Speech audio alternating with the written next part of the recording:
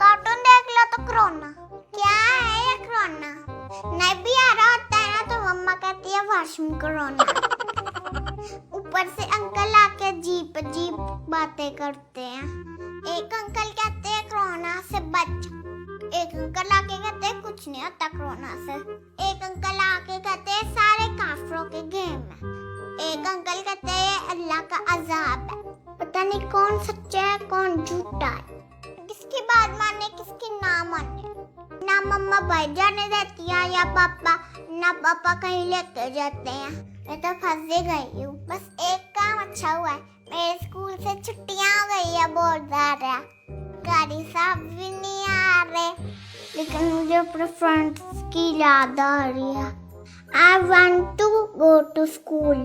मुझे पहले वाली लाइफ चाहिए। सब मिलके दुआ करो अल्लाह इस कोरोना से हमारी जान छुड़ा दे। प्लीज गॉड पर रहो और हुकूमत का साथ दो। हम सब मिलके इसका मुकाबला कर सकते हैं। Stay home, stay safe,